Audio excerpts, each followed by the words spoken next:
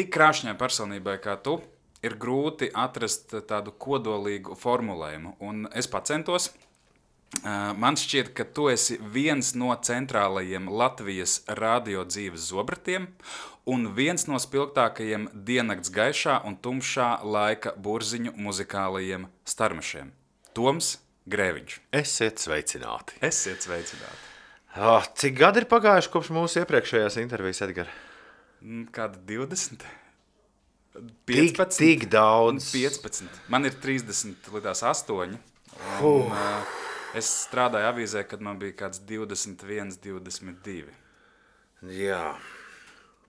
Bet nekas tā, lielos vilcienos jau nav mainījies. Jā. Tepat vien esam apmēram, tajā pašā rajonā. Plus mīnus, jā. Tad nesen ir noslēdzies lielais DOD 5 maratons. Kā tu atguvies no šī te notikuma? Es braucot uz šejienu domāju, ka tu man to prasīsi, un es domāju, ka es vēl nevaru teikt 100%, ka es esmu atguvies. Emocionāli vai fiziski? Abās ziņās. Es esmu, man ir vairāki, par ko mēs noteikti šogad runāsim, vairāk sportiski izaicinājumi šogad, kuriem es vēl neesmu tā pilnvērtīgi sācis gatavoties. Un līdz ar to es joprojām esmu tādā ķermeniski, tādā pēc Ziemassvētku sajūtā. Es neesmu izgulējies, joprojām miegs vienmēr ir bijusi tāda ļoti interesanta lieta manā dzīvē, ar kuru ir ļoti daudz eksperimentēts, un skaidrs, ka arī tāds DOD 5 ir liels eksperiments tieši ar jebkāda veida dzīves ritmu. Bet, tu tomēr esi bijis tāds nakts dzīves, kā saka, kurinātājs un pietiekami, es domāju, neveselīgi dzīvesveida piekopējis kaut kādā posmā, kas attiec uz miegu. Vai tas bija lielākais izaicinājums, kad tu esi stikla studijā, vai tomēr man gribas jautāt par to ēdienu, ko tu tur ēdi? Miegs ir, es domāju, ka miegu es visvairāk esmu sačakarējis tomēr 4:30, 10 gadus pēc kārtas ceļoties uz Rīt radio. Jā. Bet tas ir beidzies, un tas es ļoti ceru, nekad vairs neatgriezīsies šis etaps dzīvē. Man ir sajūta, ka to universitāti es esmu izgājis, absolvējis, un tas tā, lai arī paliek. Tas uzturs... burtiski runājot, tā problēma ir tāda, ka tu pazaudē vērā ņemamu svaru, un tad tu vērā ņemam ātri ne tikai dabū to svaru atpakaļ, bet tu dabū vēl klāt neskaitāmus kilogramus. Jā. Ja tu, protams, nekusties un ja tu nedomā līdzi, ko tu ēd, un kurš Ziemassvētkos tieši domā līdzi, ko un kā viņš ēd. Jā. Tā kā 2024. gads manā dzīvē atkal pieminot tos sportiskos izaicinājumus ir sācies arī ar tādu lēnām apziņu, kuras sevi lēnām dedzinu, ka būs droši vien arī kaut kas diētas virzienā arī jādara. Ne pirmo reizi dzīvē, bet tā varētu būt. Es teiktu, skatoties uz tevi, diēta nenāk prātā. Man šķiet pietiekami veselīgi un pietiekami labi izties. Droši vien tas iet kontekstā ar tiem sportiskajiem mērķiem. Jā, par to tad varbūt nedaudz vēlāk, bet patiesībā ir ļoti forši. DOD 5, tas nogrieznis, ka tur uz vietas neviens neēd no cilvēkiem, kas dzīvo un spēlē šo pārraidi, bet tikai un vienīgi dzer blenderētus. Es pat varētu, man liekas, ka to pat var, tur nav jāsaka augļus, tas ir blenderēts riekstu sviests ar kokosriekstu pienu, visbiežāk banāniem. Un tad sākas visādas interesantas kombinācijas. Tur parādās tas riekstu sviests, piemēram, tiek noņemts nost, tad tur parādās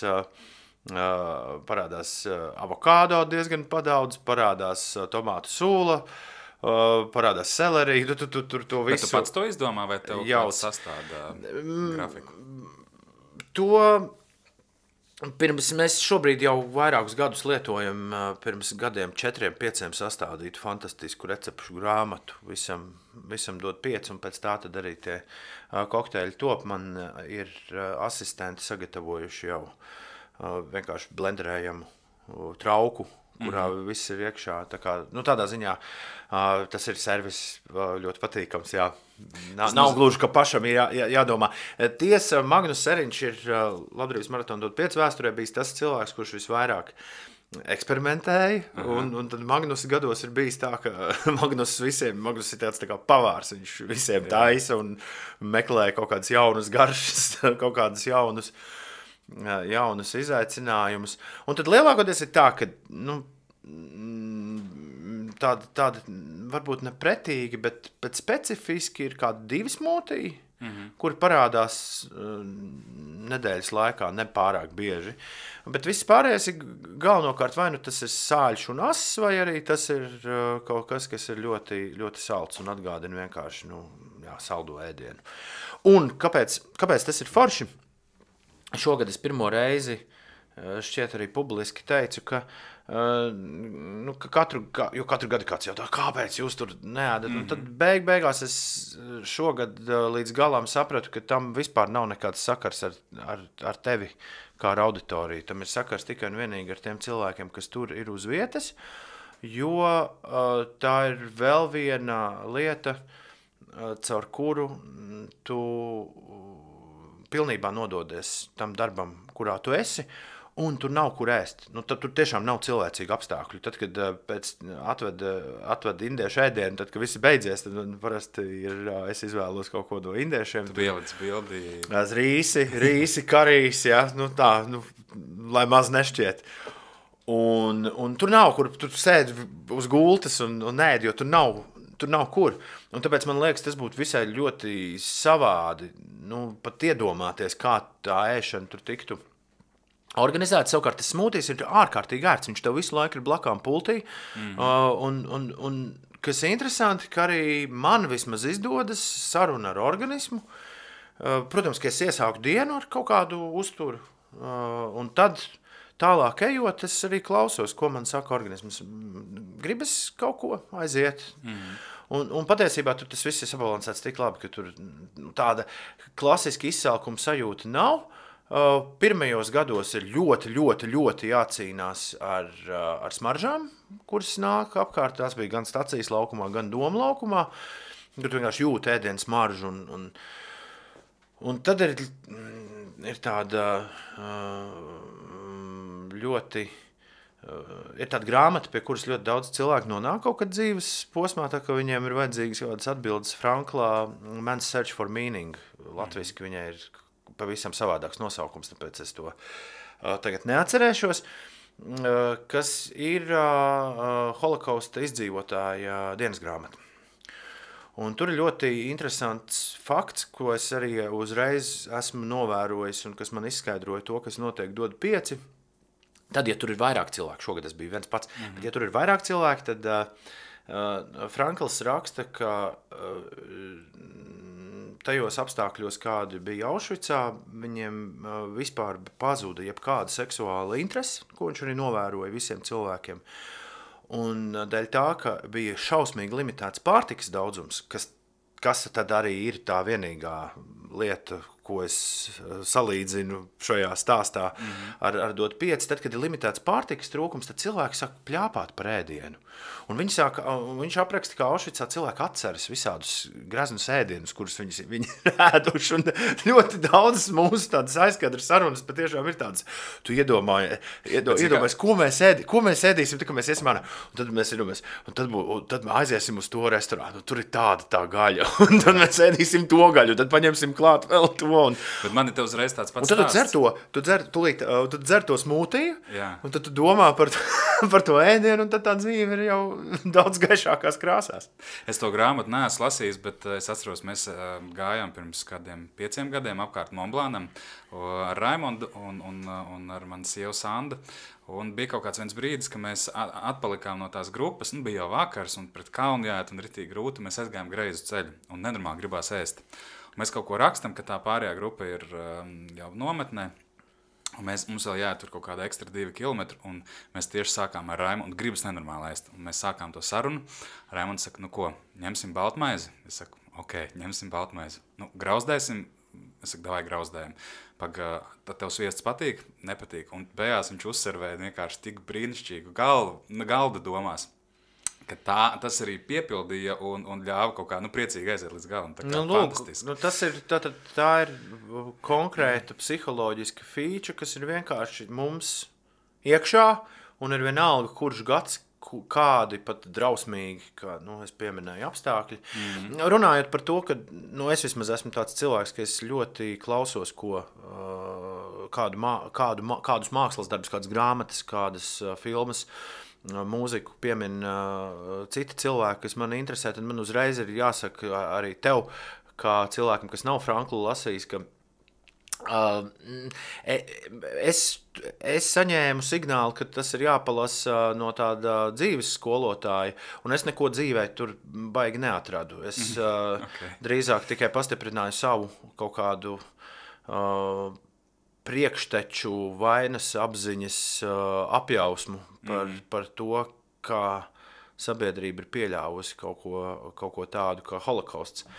Tas man bija jāpasaka, lai kāds jauns cilvēks neķertu, jo man's search for meaning, tas izklausās vareni, vai ne? Tas izklausās labi.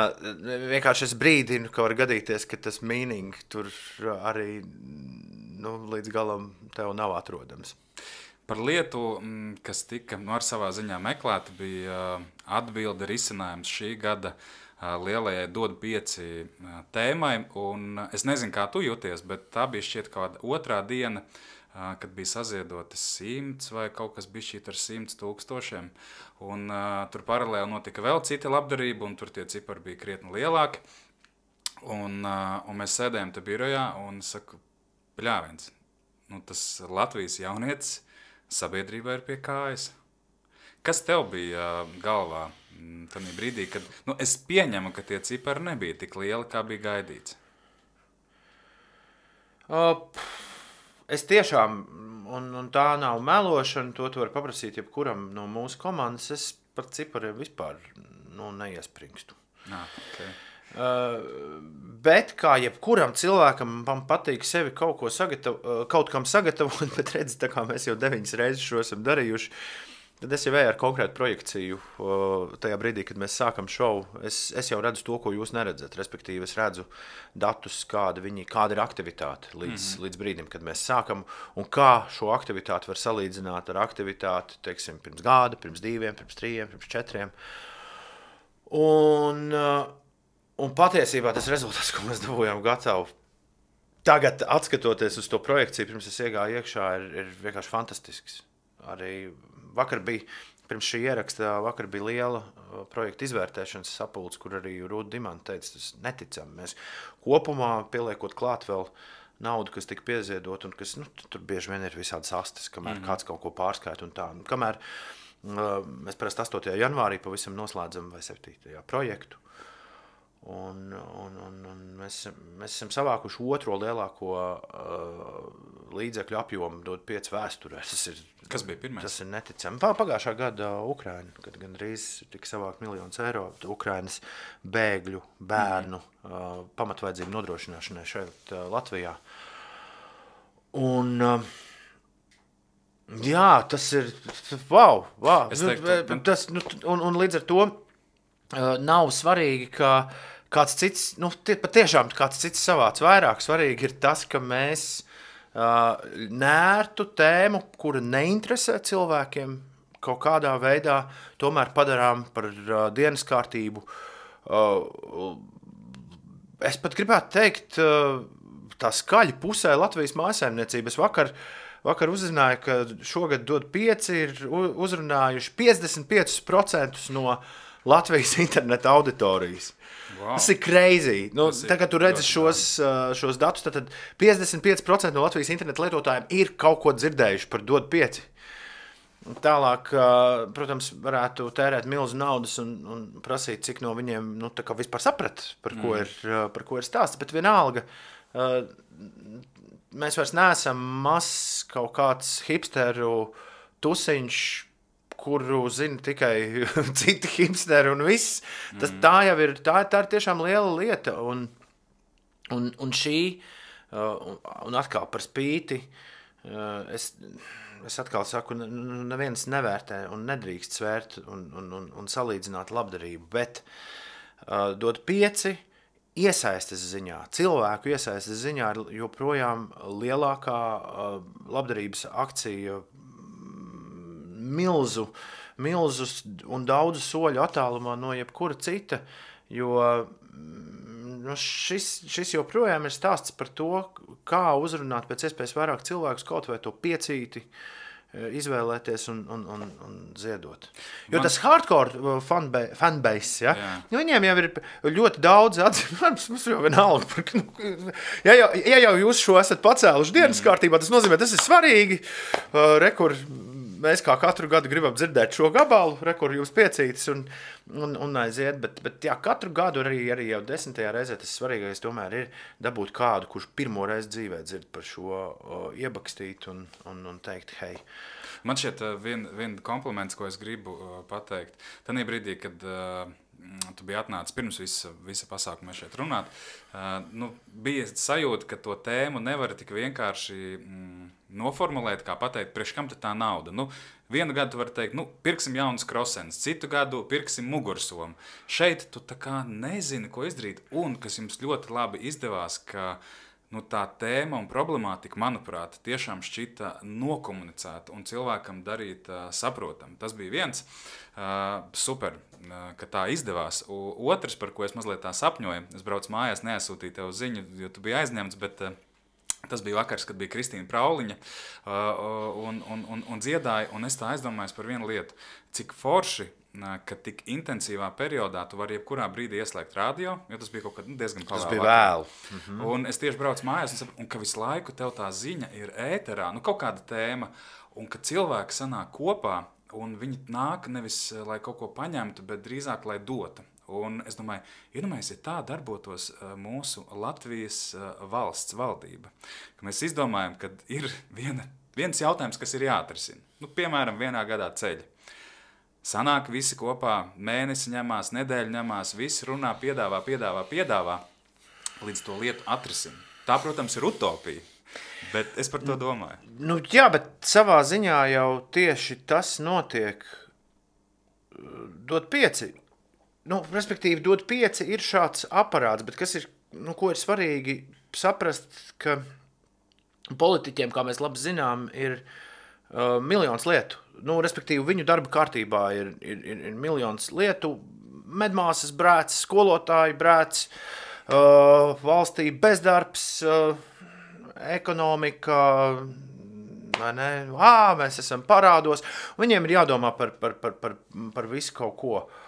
Un es tajā tiešām nesaredzu neko nepareizu, ka sabiedrība kaut vai šai gadījumā caur tādu instrumentu, kā dod 5, saka, hei, un tagad sakārtojam šo lietu. Un dažas lietas, protams, ir vienkāršāk sakārtot nekā citas.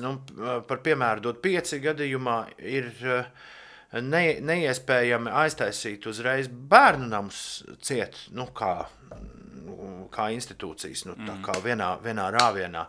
Bet toties, ja mēs runājam par neapmaksātu šķidro pārtiku cilvēkiem, kuri mirst, respektīvi paliatīvās aprūpes pacientiem, to mēs varam, ar to troksni, ko uztais dot 5, to mēs varam nokārtot, ka pēc pusgada tas ir iekšā budžetā. Un viss, un pie šī jautājuma mēs vairs nekad neatgriežamies.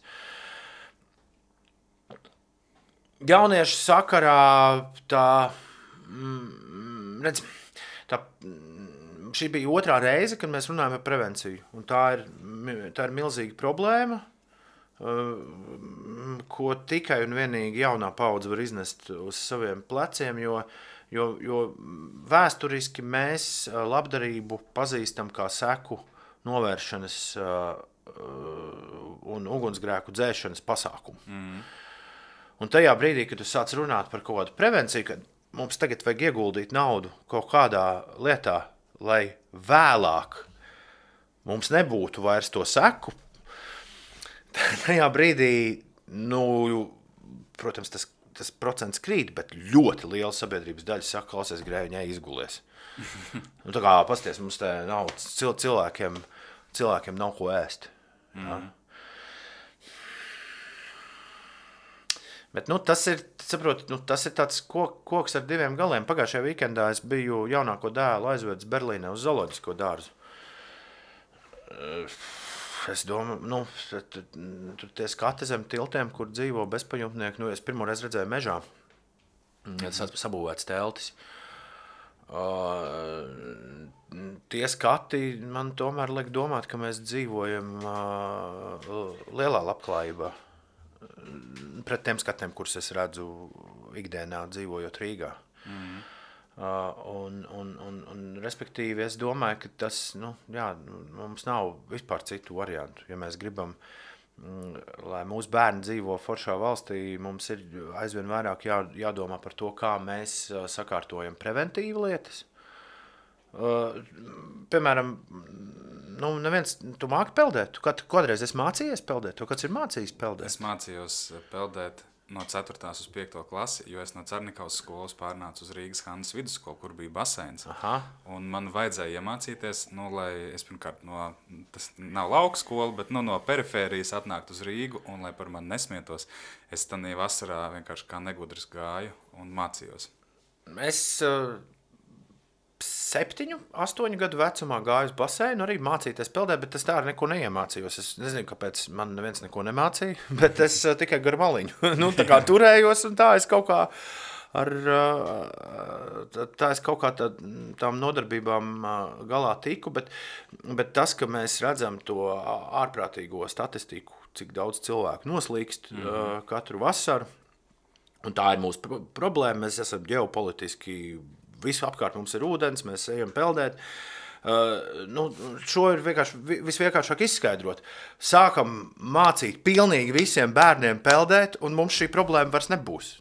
Vai arī viņa būs krietni sarukusi un paliks, un tad mums vajadzēs varbūt runāt tikai un vienīgi taisīt kampaņas par pārgalvību, vai ne?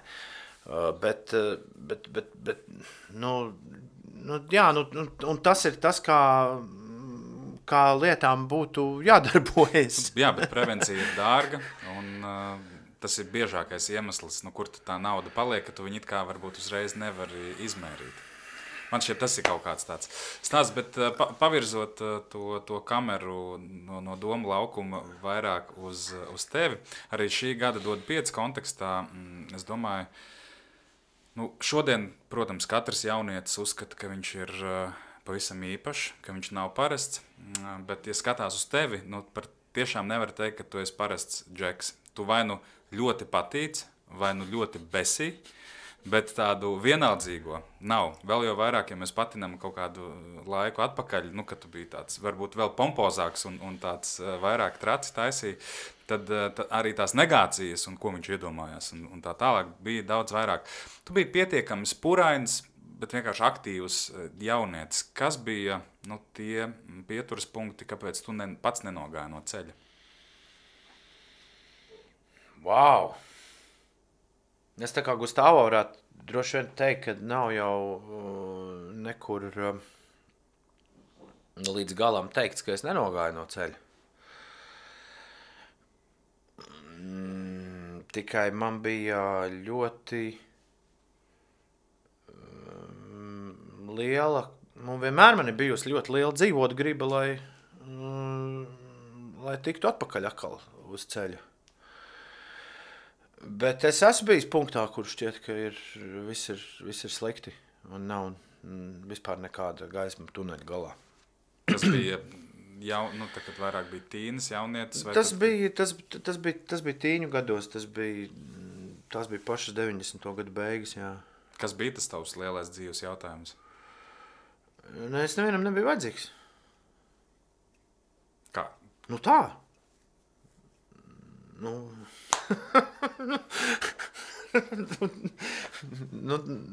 Tā kā sabiedrībai vai ka tu gribēji kaut ko darīt un neviens tevi neklausījās?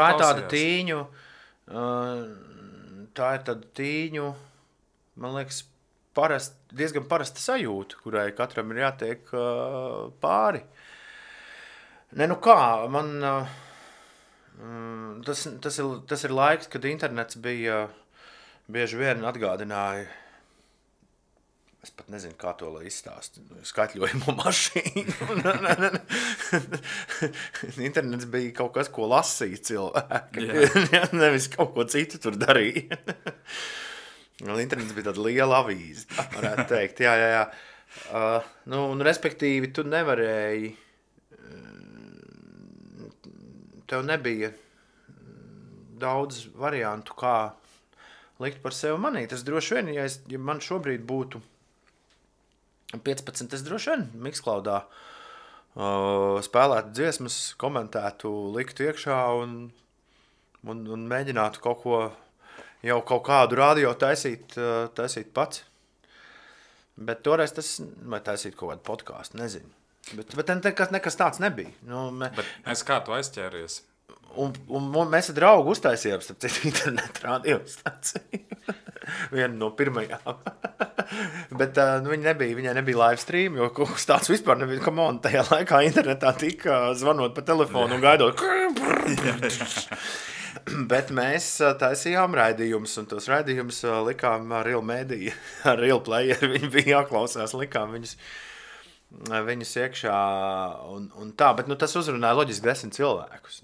Saprotu, tāpēc, ka vēlreiz tā bija avīze. Tādā ziņā man vienmēr ir mana problēma, kuru es atzīstu, un tāpēc man ir jāstrādā komandā, ir tas, ka es bieži vien esmu par ātru. Es kaut ko daru par ātru, es kaut ko izštukoju par ātru, un kas patiesībā ir pilnīgi normāla, ja jūs esat, vai tu esi pazīstams ar futuroloģiju kaut nedaudz, tā ir pilnīgi normāla, man liekas, futurologa iezīme, jo tas ir veids, kā futurologi sev vispār pievērš uzmanību. Viss mainīsies. Un man tā sanāca, es pirms 10 gadiem diezgan daudz runāju par faktu, ka, ja pareizi atceros, ka 2020. Gadā visiem cilvēkiem būs pieejams internets, pilnīgi visiem, visur. Kas lielos vilcienos tā laikam arī ir, tikai nav gluži tā, ka mēs visi, kā es to biju iedomājies, ka mums internets būs visur gaisā. Iedomājies, ka tev kaut kāds tāds Elon Muska mega Wi-Fi un viss. Un jā. Un tad līdz ar to uz šo ideju es ļoti daudz ko balstīju daudzas teorijas uz to, kā notiks mediju lietošanas paradumu maiņa. Bet, tas ir tāds jaunības maksimālisms, tas nav tik vienkārši, tu nevari šādas prognozes tik elementāri izveikt, bet atkal vajag kaut ko tādu izdarīt, pietiekami publiski, pietiekami skaļi, lai no tā mācītos un tad kaut ko tālāk saprastu. Atgriežoties atpakaļ pie tā pusauģu laika, pienāk kaut kā, manā gadījumā tas bija tāds moments, ka bija skaistā bērnība beigusies, kuru es biju jau aizvadījis gana atpazīstams, jo es darbojos vienā bērnu raidījumā televīzijā. Es biju spēris pirmos jau radio soļus, kuri nobeidzās ar to, ka nobeidzās vienkārši, kas manā dzīvē nav noticis tikai vienreiz, nobeidzās radiostacija, kurā es kaut ko mēģināju darīt. Man bija 15, visa tā kaut kāda bērnības slava, viņa beidzas, jo tu jau vairs neizskaties pēc bērna. Tu pārtopi no bērna par jaunu vīrieti. Un tad tieši tas, ko es te teicu, tu nevienam neinteresē. Meitenēm tu neinteresē. Tajā laikā nav nekādu young media sharks, nav nekādu mediju workshopu, kuros tu kā jaunietis var piedalīties. Tu esi no-names, lai ietu kaut kādā citā radiostacijā mēģināt darīt. Var braukt uz Siguldu, piemēram, uz Siguldas radio. Es vienreiz aizbraucu, sapratu, baigi gari, ilgi jābrauc vilcienu. Neies krastā. Tikai tāpēc, lai naktī uzspēlētu, piemēram, dziesmas. Nu jā, un tad... Tu liki kolāžu, es nezinu, tas tavs stāsts, tu pieminēji futuroloģiju un tādu paredzēšanu. Tas ir nosapņot, tā ir pārliecība, tas ir vienkārši darbs, vai tā ir veiksme? Tūdaļ. Bet tas, kas man izvilka ārā no bedres, un šajā posmā man bija ļoti grūti, respektīvi arī sevi atrast sociāli ar citiem vienaudžiem kopā, jo viena lieta, ka man jau tajā laikā man bija tāda sajūta, ka man tomēr jārunā ar kaut kādiem gudrākiem cilvēkiem, nekā kas man ir blakā, un līdz ar to man interesēja vecāki cilvēki, teiksim, kaut kāds pāris klases vecāki. Tā kā es biju diezgan komunikabls, tad tas kaut kā tā arī strādāja, bet jo vecāks tu paliec, jo lielākas ziepes tu tais. Man galvenais radioinženieris, viņam tāds labs teiciens, tā, ka man sāk parādīties dzīvē bērni, viņš teica, maz bērni, mazas problēmas, liela bērni, lielas problēmas. Jā, un tad kaut kādas muļķības sāc, protams, arī, ja tu ar vecākiem cilvēkiem tusējies, tad tu arī tāds vecākas un lielākas muļķības uzreiz provē un dari. Un tā, bet tā, lai tev ātri izstāstītu, respektīvi, man bija vienā skolā, man bija šausmīgs liktas atzīmes, kā rezultātā man bija jāpamet tā skola, un nākamā skola teica, ar tādām atzīmēm tev ir vēlreiz jāmācās 8. klasē. Un te jau sākas, te jau ir problēma, tu esi vecākais klasē, pilnīgi jaunā vidē, Es atceros, ka viena no pirmajām lietām bija, pirmā piezīme man bija par to, ka es biju ar 10. klases meiteni bučojies. Gaitenī. Neko sev. Tā. Kā tas tā var būt? Tad ir kaut kādi citi, tavi klases biedri daļa uzskat, kā tas var būt, kas tas tāds, kas te ir ieradies. Un tā, un respektīvi, tā vide ir tik, tad es kaut kā to 8. klasu pabeidzu, bet tad vide bija tik stulba savā ziņā, ka es vienkārši kļuvu par to gadījumu, ko mēs vispār pat neapskatījām šogad, un tas laikam vairs nav iespējams dēļ E-klases un veidi, kā tiek reģistrēta mācību apmeklēšana, es vienkārši sāku neiet uz skolu. Bija divas lietas, kuras es darīju. Man bija katru rītu, es biju, jāaiziet uz skolu, lai mamma redz, ka var aiziet. Un tad senioriem rādīja toreiz Streiču filmu Likteņdzirnes katru dienu kino 52 pa kaut kādiem 20 kapēkā, 20 centīmiem, pa kaut ko šausmīgi lētu. Un tas bija pietiekami lēti, lai varētu pusotru stundu pagulēt siltā vietā. Okay. Tā kā man diena iesākās ar to, ka es gāju uz to kino, un pēc kino es gāju uz Latvijas Universitātes matemātikas fakultātē, bija priekštelpā ierīkot telpu, kur uz BK2 datoriem varēja lasīt tā interneta avīzi. Un tad es gāju, tad kaut kādas pāris stundas es lasīju interneta avīzi, kad es nācu mājās un tēloju, ka nekas nav slikts noticis. Un tā es kaut kādus, 2 mēnešus izvilku. Arī tur vēl kaut kāds skolotājs telefonu zvanus pārķerot un tā. Un kas tavā galvā notika? Es par šo patiesībā nekad neesmu tā baigi runājis, jā.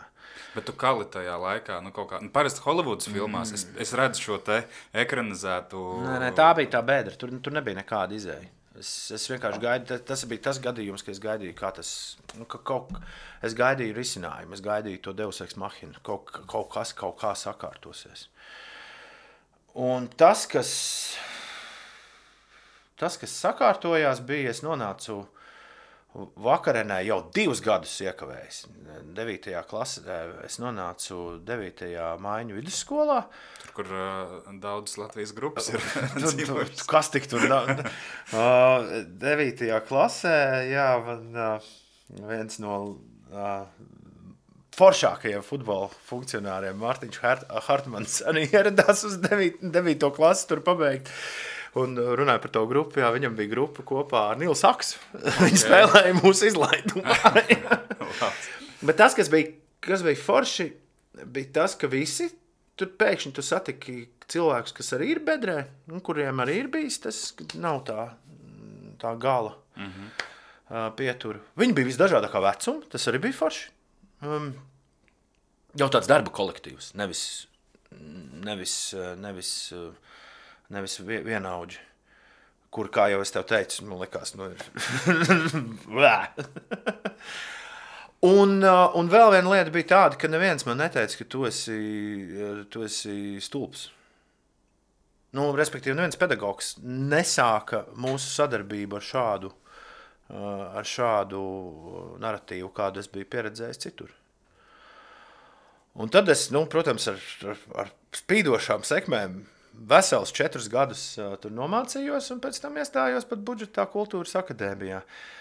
Man, protams, ka patīk skaļi to paust, tāpēc, ka tas noteikti dod kādam, kas varbūt ir pakritis, varbūt kaut kādu impulsu. Bet protams, ka ir arī jāsaprot, ka gan jau kā arī, es tagad tā atskatoties, gan jau es arī bišķi par skaistām acīm pods bonus punktus tajā kultūras akadēmijā dabūju. Bet jā, un tagad, kas ir būtiski visā šajā stāstā, ka 20 gadu vecumā man meloju, 18 gadu vecumā, kamēr es tur tad visi pārējiem tie mani pamatvienauģi beidza skolu, es mācījos 10. klasē, es saņēmu piedāvājumu kaut ko uzrakstīt avīzē Laba, kas bija tajā laikā tīņu un jauniešu svarīgākais rupors. Un patiesībā man ļoti viegli sanāk rakstīt, bet es to pat nevaru pateikt, kāpēc es pirms tam nebiju. Es pirms tam mēģināju rakstīt prózu bišķi tādā kārtīgā tīņu vecumā. Tas arī, viss bija pilnīgi garām. Un paldies Dievam, ka viens to nav lasījis nekad. Bet ko zini? Bet tādu rakstu uzrakstīšanu es sāku ar to, ka es izskaidroju, jo prāt vētra brauc uz Eirovīziju. Tāpēc 2000. gads tā labi palicis atmiņā. Prāt vētra brauc uz Eirovīziju, es izskaidroju 5000 zīmēs, kas ir Eirovīzija, jo neviens to nezināja, kas tas tagad tāds būs, kur mēs piedalāmies. Bet es biju Latvijā viņi jau rādīja pāris gadus, 98. gadā bija pirmā tiešraide. Man, ņemot vērā, ka es ļoti sekoju līdz tam, kas notiek pasaules topos un mūzikā, man ļoti interesēja, kāda tā Eirovīzija ir, kas tas tāds ir. Un tad pēc es biju pāris gadus skatījies. Un momentā tas raksts kaut kā tā sašūpoja. Es pat gribētu teikt visu Latvijas žurnālistu, kas skatuvi, ka tas bija ļoti ātrs atspēriens, lai jau gadu vēlāk es rakstītu daudz dikti un visur. Te mēs varam ielikt maz komatu un ieslēgt pātrinājumu, jo, šķietam ceļš gāja uz augšu, bet es... Es gribēju atbildēt uz tavu jautājumu. Un labi, ka tu mani liec nonākt tajā punktā, kad ir bišķi jāpiebremzē visā tajā stāstījumā. Respektīvi, tajā brīdī, tur ir tāds ļoti labs moments, tajā brīdī, kad es sāku rakstīt tajā vasarā, mēs sēžam pie mana bērnības drauga Ivara Sporta ielas tādā lielā dzīvoklī, pīpējam, un tur tāds, viņam čoms Pēters stāsta, ka tagad viņš ka varot braukt uz īriju zemenes lasīt. Baigi labo piķi maksājot. Tas labais piķis bija kaut kādi 800 lati vai 1000 lati, tur tā sanāca. Antvar tajās zemenēs nopelnīt. Un viņš tā kā mēģina mūs abus pierunāt, čomu, ka braucam lasīt tas zemenes. Un es saku, zini kā, pavasar. Es saku, bet kur es pats sāku rakstīt tajā žurnālā. Nu, ja es tagad aizbraukšu uz 2 mēnešiem, lasīt zemenes, es atbraukšu ar 1600 latiem. Ja? Un man vairs nebūs šī iespēja. Nu, var gadīties, ka es šo iespēju, kas man šobrīd ir, es esmu viņu palaidis garām. Un tad tas varētu būt tas mirklis, kad kaut kāda veida karjerisms sākās manā dzīvē. Nu, respektīvi, kad tu visu, sākot no šīs situācijas, es atceros, ka es vienmēr esmu domājis vairāk tajā, jo man tik ļoti patika, kā es to pats izskaidroju, ka es sāku domāt, ka hei, bet tas taču ir patiesībā tik vienkārši domāt pāris soļus uz priekšu.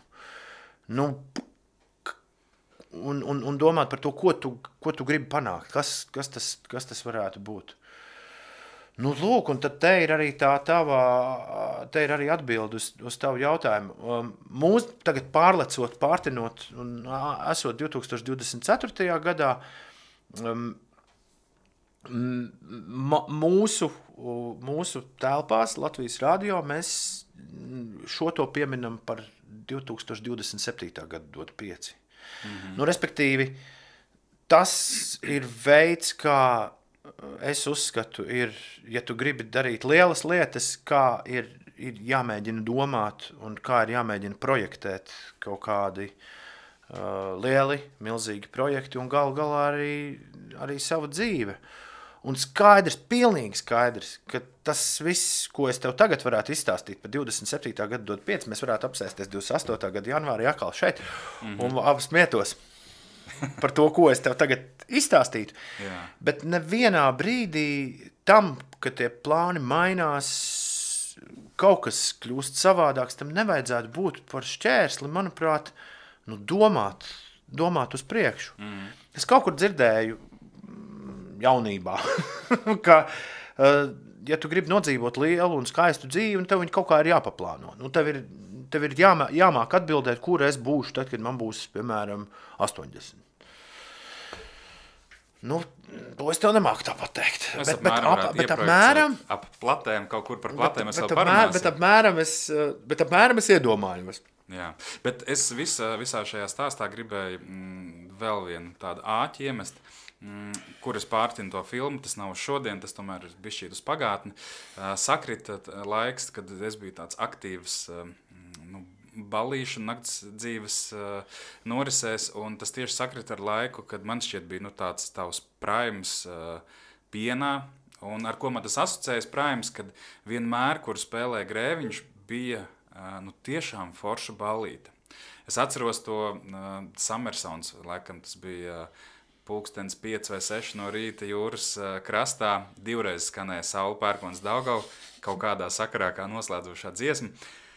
Ko es ar to gribu teikt? Tu vienmēr prati radīt tādus svētkus un kaut ko neordināru. Un bieži vien saka, ka kaut kur dziļi apakšā un augstu augšā ir viena sajūta, ka tu esi vientuļš.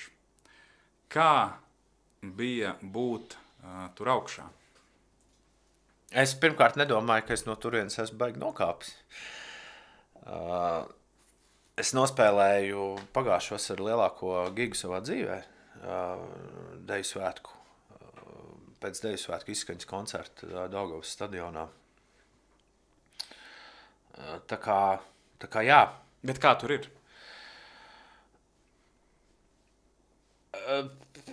Tajā līmenī jau vientulība beidzas, tāpēc, ka tu vairs neesi viens. Tur jau tev ir komanda. Nu, pat DJs nevar nospēlēt balli, ja viņam nav vismaz viens asistents, kas savāc kopā visādas lietas. Tā kā tas jau kļūst par tādu grupas darbu. Tas, ka tu redzi vienu cilvēku, tas nenozīmē, ka tas... līdzīgi kā ar droši vien stand-up komiķiem. Tur tā kā arī ir aģenti, menedžeri un vēl viss kaut kas. Bet nē, es nepiekrīstu šim, ko tu saki. Es tam īsti nevaru piekrist, tāpēc, ka it īpaši kaut kādus pēdējos 3 gadus mani dzīve atkal ir nedaudz mētājusi pa tādiem lieliem viļņiem atklātā jūrā, un ļoti bieži tieši šī skatuve ir, vai, jā, nejauksim radio ar to ballīšu lietu, bet tieši skatuve ir tā vieta, kur tu jūties vislabāk. Un arī tas, ko es esmu iemācījies par rokmūziķu psiholoģiju, arī ļoti bieži stāsta, ja tu kādreiz brīnies, kāpēc cilvēks kaut kādā jau cienījamā vecumā spēlē 100 koncertus gadā, tam ir tikai un vienīgi viens izskaidrojums. Tur viņš jūtas vislabāk, jo viņš kādam ir vajadzīgs, viņš ir aprūpēts, viņš ir siltumā, viņam nekas netrūkst, viņam ir lielisks garstāvoklis, un viņš var darīt to, ko viņš dara vislabāk. Un jā, tā ir maģiska sajūta, bet līdz tam ir ļoti ilgi jāaug. Respektīvi, jo pamatā jau tādas milzīgas auditorijas priekšā tev ir vaiprātīgs uztraukums. Un tas nav nekas, kāds man teica, gatavoties dot 5, bija vairākas intervijas kādā no tām, un teica, tu esi noteikti cilvēks, kurš nekad neuztraucas. Lielos vilcienos, jā, tā mūsdienās mēs to varētu teikt, bet kam es esmu, kādiem uztraukumiem es esmu izgājis cauri, lai to sirdsmieru dabūtu. Bet tas uztraukums arī man šķiet forši, jo es arī konkrēti pirms šīs sarunas mūsu, es nostrādājos 5 gadus žurnālistikā. Teorētiski es nevaru izgāzties, mēs vienkārši runājam, bet tas iekšējais tremolo ir. Un man šķiet, tas ir baigi forši, ka viņš tev iedod to īsto štimungu, kā tu izēji uz tās skatuves. Arī šī ir mazāk. Tiesa, bet es laikam runāju par ne tik daudz kā uztraukumu klasiskā izpratnē, bet kā sevi savākt. Kad respektīvi ir, tad, kad man bija 25, es nezināju, kā sevi savākt, un vēl plusā bija uztraukums. Tad tagad ir tas tremolo, kā tu saki, bet es zinu, kā tajā brīdī, kad es iznāku publikas priekšā, es zinu, kā sevi savākt. Kā man neaizies tirinošā roka, nesāks spaidīt ne tās pogas. Tā ir diezgan liela klasika dīdžiem, kas tiešām dīdžejo, jo par to šobrīd ļoti atkal ir daudz diskusiju. Bet jā, tā ir klasika. Ja tu esi satraucies, tad pirmajās 5 minūtēs notiek dieva zīmes tur. Tieši šovu pašā sākumā. Es teiktu, ka tieši kaut kāds mēģināšana un pieredze ir tas, kas šīs lietas atrisina. Jo mums ar Brīvruma projektu lielākais gigs ir bijis Arēna Rīga iesildīt Gustavo koncertu, kur tev ir 5000 cilvēku. Mēs kārtīgi gatavojāmies un savā ziņā tas laiks, tās 20 minūtes, viņas paiet kā 2 minūtes, un tu daudz ko neatceries, un tad ir forši, ja kāds kaut ko nofilmē. Bet es teiktu, tā ir tāda viena atslēga. Jā, bet DJ setam tu īsti, es laikam teikšu, ka tu nevari sagatavoties. Tā nav tā salikts čik. Tu vari to darīt, un tad man pat pagājušajā Summersaudā tu to esi izdarījis, jā, tieši tāpēc, lai nav nekādi blakus apstākļi, un pie kaut kāda 6. 7. gabala tev pašam ir tik vaiprātīgi garlaicīgi. Okay. Tā kā, kur ir azarts, kur ir kaut kādas spēles elements. Tad es tā lēnām tā visu arī sāku iet projām. Bet tas ir vēlreiz, tas ir skills, kas ir manā profesijā pavisam noteikti, tas ir skills, kas ir jāsasniedz. Vēlreiz neko tādu tajā brīdī, kad es sāku dīdžejot, es vispār nevarētu iedomāties. Runājot par to, es nevienā brīdī nebiju vispār iedomājies, ka kaut kā tā dzīvē sanāks. Es biju pilnīgi, man bija ļoti konkrēti noskaņots arī sākot rakstīt tos rakstus, par kuriem es teicu radio virzienā. Tas bija pilnīgi skaidrs, es gribēju būt radio, es gribēju darīt tieši to, ko es daru, un viss, un tas bija tas galvenais mērķis. Un tad pēkšņi radio SVH saproties, kur es sāku strādāt, ir 10 gadu dzimšanas diena, un Grēviņš spēlēs diseni no 4 līdz 6 no rīta Ķīpseles hallē. Tik vienkārši. Ko lūdzu? Tā. Labi, un tad sāc tad domāt, nu, ko te uzlikšu Daft Punk, One More Time, kas tālāk notiks, kas tur varētu būt. Un ārprāts. Tas ir tieši tas, kā tam nav jābūt. Tavam pirmajam gigam nav jābūt tik lielam. Milzīgā zālē. Bet es neteiktu, ka pirmajam gigam ir jābūt arī tādam, kāds bija otrais gigs. Un otrais gigs bija klubā Depo. Ir nospēlējis grupu Aparāts. Un te uzliec pirmo gabalu un kaut kādu vēl 4 cilvēki padejo, pēc tam pilnīgi visi aiziet prom. Oh, wow. Wow. Un tev ir, un pie trešās dziesmas tā nāk Gunts Vanaks. Un saka, dāj, Tom, tinies mājās. And it makes you think. Jā, jo tu esi iedomājis, nu tik. Tu skatījies ko citu un kādā, nu tik būs. Un nekas nebūs. Ja tev ir ko turpināt, bet man ir viens...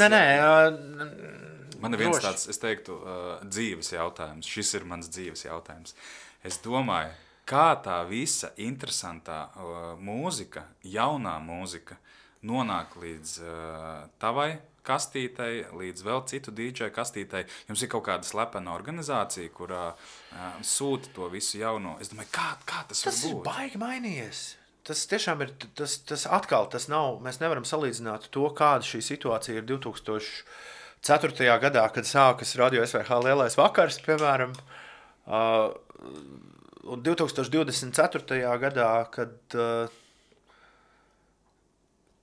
ir daudz elementārāk.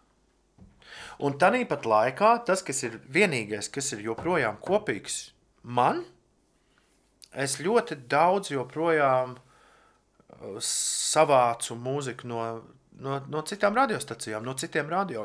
Respektīvi, man ir kaut kādas radio pārraides, kuras es šad un tad paklausos, tās neviena no tām nav Latvijā, un kurās es konkrēti zinu, ko es dabūšu. Nu, respektīvi, ja man šķiet, ka Reddits vairs man nevar piedāvāt, un es neliekšos, ka Reddits šobrīd man ir kā galvenais jaunās mūzikas plageris.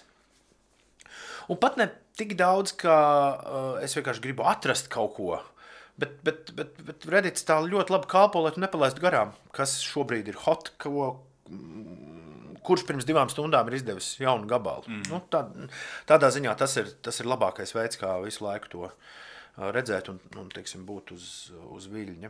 Bet to failiņu tu dabūni arī tā kā visi nelegāli kačājot, vai? Mūsdienās jau tas vairs nav, mūsdienās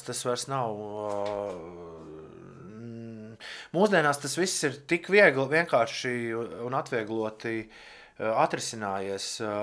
Mūsu gadījumā mums ir ar visiem mūzikas izdevējiem vienota datu bāze, kurā tev vienkārši jāzina, ko meklēt. Un, respektīvi, radio gadījumā tas ir tas, kas tev iedod mūziku. Savukārt dīdžejošanā tu vari pilnīgi legāli lietot ar profesionālām dīdžeju programmām ir kopā saintegrēti vairāk straumēšanas servisi. Respektīvi, līdz ar to šis vairs nav dienas kārtībā jautājums. Droši vien tad uz tevi neatiecas tie senie reidi, kur gāja policija dīdžejiem slēdz ārā datorus balītes laikā. Es atceros, vien brīdi bija tāds bums, ka bija vajag reidi. Un es vienmēr esmu ļoti korekti tomēr licenciju maksājis. Es šobrīd ir 20, kurš tur janvārs, un es neesmu vēl nokārtojis šī gada licenci, bet respektīvi es neesmu no tiem, kurš saka, ka tas nav vajadzīgs un bezjēdzīgi. Tomēr ir kaut kāda noteikuma. Bet katrai lietai, ko mēs darām. Bet vien brīdi bija interesanti, ka pirms tās licences tad bija jāreģistrē gabalu, kurus tu spēlē. Tas bija baigi interesanti. Es atceros Monstu kaut kad senos laikos, teica, ka viņš vienmēr nesāja, viņa bija e-pastā kaut kāda tur sadaļa salikt, ja nu atnāk tā policija, tad viņš reku rāda. Man savukārt bija disks, kur var ātri norāt nost. Cietais disks, un tad bija arī visādi joki, jo tad dēļ basiem tie cietie diski krita, un tad viņi sabeidzās, un nē. Bet par mūziku runājot, tu saki, tur 10 gadus atpakaļ bija tā kā grūtāk ar tās mūzikas dabūšanu, tad man šķiet, ka šobrīd vissvarīgākais ir zināt, ko tev vajag. Es gribu teikt, jā, ka šodien, lai tu būtu DJs, tev vajag gan, es nezinu, kaut kādas superspējas gaumē, daudz tādas izteiktākas, gan arī prātu, lai tanī visā ierakstu jūrā tomēr izvejot kaut kādas, vērtības. Nezinu, man liekas, ir vieglāk šobrīd nekā tas bija. Tāpēc, ka mēs esam tādā posmā, ka arī tādā interesantā mūzikas vēstures posmā, kur arī vecā mūzika ir jaunā mūzika. Respektīvi, topos ir arī veca mūzika. Tam gan lielāka saistība ir ar to, kā mēs apkopojam datus par to, ko cilvēki klausās, bet vienalga, tas ir mainījis vispār visu mūzikas industrijas darbību kā tādu, un līdz ar to mums nav vairs tāda tik šausmīgi liela vilkne visai sabiedrībai pēc jaunā. Kas ir jauns? Kurš ir jauns? Nevienam nevajag jaunu Weekend gabalu. Viņi var pusotru gadu dzīvot ar Blinding Lights. Pašam Weekendam, lai viņš nesajūgt prātā, ir jārada jauna mūzika. Bet sabiedrībai, un tas ir tas, ko viņi skaidru un gaišu mūzikas industrijā pateikusi, kas nebija tajā vecajā pirms interneta pasaulē nevienam izdevīgi, tas, ka mums nevajag tik daudz jaunas mūzikas. Mēs varam Blinding Lights patērēt 5 reizes dienā vai ne pusotru gadu garumā. Un tā ir tā jaunā realitāte. Līdz ar to es gribētu teikt, ka tādi cilvēki, kuriem tiešām, jo cilvēkam jau arī pašam parastajam, ja viņš grib atrast jaunu mūziku, viņam tas ir 100 reizes vienkāršāk izdarāms nekā tas bija 2004. gadā, kad viņam vajadzēja to radio pārraidi, kurā Grēviņš pasaka, hei, kur ir satradu baigi labo ansamblu no Austrālijas, Empire of the Sun, man liekas, tas būs baigā lieta, ja? Vai arī, hei, kur ir jaunais Kings of Leon gabals, man liekas, varētu būt hits, kur ir Sex on Fire, ja? Tas bija vajadzīgs, bet tagad tas viss vienkārši, tas viss notiek neatkarīgi no tādiem grēviņiem, un ja tev ir interesi, tad tu pie tā arī nonāc, un līdz ar to, jā, es domāju, ka tas, ko es daru, mūsdienās ir patiešām vajadzīgs tikai tādiem šausmīgi lieliem geekiem, lai viņi varbūt paši kaut ko jaunu uzzinātu, vai arī otra lieta ir vienkārši pārliecinātos, ka jā, es šito arī zinu. Bet tad loģisks jautājums, kam tad šodien radio?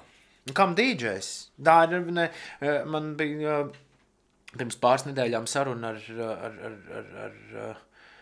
arī DJ Latvijā, tāpat kā mūziķi vai kāzu grupas dalās vairākās kategorijās un ir ļoti forši čaļi, kurus neviens nezina. Kur vienkārši godīgi dara savu darbiņu un ļoti labi dara to darbiņu. Viņi ir scēnā, bet viņi nav superstāri, viņi, teiksim, nav lieli vārdi. Un tad es runāju ar vairākiem šādiem čaļiem, kur teica, ka mums ir tāda sajūta, ka visi beidz, visi cauri. Un tāpēc, kā arī DJs vairs īsti nav vajadzīgs. Es šovakar spēlēšu vienam uzņēmumam Silent Disco, kā viens no 3 DJiem. Es zinu, kā Silent Disco pārslēdz austiņas. Būšu es, būs Belīva, un 3. DJs uzmini, kas ir Spotify. Okay. Katrs pats var pienākt un uzlikt mūziku. Lūdzu. Un būsim atklāti. Es domāju, ka tas, varbūt es futuroloģiski baigi kļūdos, bet es esmu apņēmības pilns, ka mākslīgais intelekts diezgan miksēs jau gabalus šī gada laikā. Kas tad, beidzot, tas būs tāds nākamais giant leap vispār DJingā. Jo es iesāku tā, ka vēl bija diski un plates, tikai tu nevarēji savādāk DJot. Tad parādījās faili, tad mēs pārgājām uz datoriem, un tagad tas nākamais, tad īstenībā bija vēl viens mirklis, kad mēs beidzām lietot failus, un mēs sākām straumēt mūziku. Tad tagad tas nākamais giant leap būs, ka, priekš kā mums miksēt. It's all about selection, jā, tā selekcija mums ir jātaisa, bet Un tad vienā dienā arī, viss, tad mēs beidzam. tas meistars, viņš visu izdara. Es vienkārši iztēlojos ballīti, kur spēlē tāds robots, un tad viņam pienāk, var uzlikt kaut ko normālu. Viņš arī uzliek kaut ko normālu. Bet smejies vai raudi, bet ja tu gribi, tad arī Grēviņš kāzās vai firmas ballītē 2024. gadā ir ekskluzīvs pakalpojums. Tas nav ikdienišķs rosals. Tas ir tad, ja tu vēlies kaut ko īpašu. Man ir citas lietas, ko darīt, īpaši, ja mēs runājam par pasākumiem, kuros nav auditorija, ar kuru pēc tam kaut kādā veidā var kaut ko darīt, respektīvi, kur nav, kā es to saucu, general public, kurš nav pieejams. Ja es uzstājos pasākumā, kurš nav pieejams jebkuram tas interesē, tad vienīgā mana interese šajā pasākumā uzstāties ir nopelnīt kaut kādu naudiņu. Tā tas ir. Bet tu nesties tā pesimistiski to visu stāstot. Respektīvi, vēlreiz, tā tad, redz, šovakar viens uzņēmums tomēr ir izdomājis, ka viņiem vajag kaut ko nevis parastu, bet Grēviņu. Ja? Tad, kāpēc, lai kaut kas mainītu, es neredzu, ja es pats nekļūšu par sēni, tad kāpēc, lai kaut kas mainītos tuvākajos 20-30 gados, es īsti neredzu nevienu iemeslu, jā. Tev ir kaut kāds padoms, kā nekļūt pa sēni? Es domāju, ka tā interese par vienkārši par, es to saucu par laika garu. Ja tu esi katru dienu uz viļņa ar laiku, kurā tu dzīvo, tad varētu būt, es to neapgalvošu, bet varētu būt, ka tā sēņotība tev nespīd, jā. Tikai rudenī. Jo,